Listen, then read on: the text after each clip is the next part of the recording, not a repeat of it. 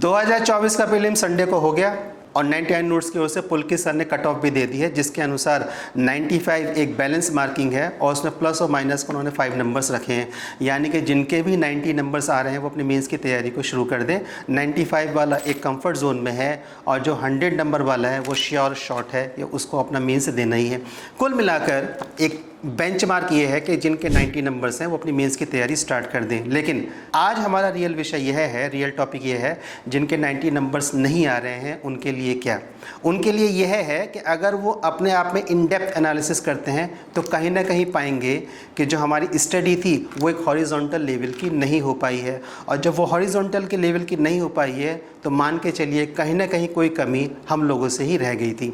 हम लोगों से जब वो कमी रह जाती है तो इसका सीधा असर ये हुआ कि जिस एक लगन के साथ हमको वो मेहनत करनी चाहिए थी, शायद वो मेहनत नहीं हो पाई है। हम सब लोग जानते हैं कि कमी कहाँ रह गई है। अगर इस बार के पेपर का हम कॉन्टेक्स्ट और उसका नेचर देखते हैं तो पेपर वर्टिकल ना होकर थोड़ा हॉरिजॉन्टल था। जब मैं यहाँ पे हॉरिजॉन्टल की बात करता हूँ तो एक्चुअली क्या हुआ था, एक लेंथी प्रोसेस चाहिए था all through out the year, एक कॉन्टिन्यूस मूवमेंट में, जहाँ पर हमको करंट अफेयर्स और in depth study, basic study NCERTs की करनी थी। अगर किसी ने भी एक कॉन्टिन्यूस प्रोसेस में करंट अफेयर्स की स्टडी को और इन डेप्थ स्टडी में एनसीईआरटीज को मिस करा था तो उसका प्रीलिम्स इस बार नहीं हो पाया है। ये सारी की सारी कहने की बात थी कि पेपर इस बार ईजी था या टफ था। एक्चुअली पेपर इस बार डायरेक्ट था।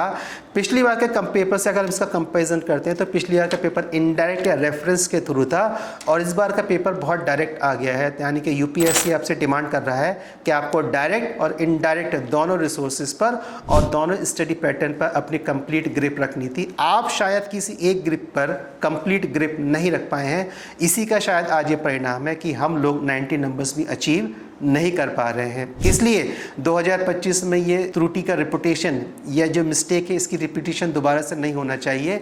इसलिए आज से ही हमको एक हॉरिजॉन्टल लेवल पर एक डायरेक्ट सोर्स और इनडायरेक्ट सोर्स और रेफरेंसेस के साथ अपनी स्टडी को स्टार्ट करना होगा।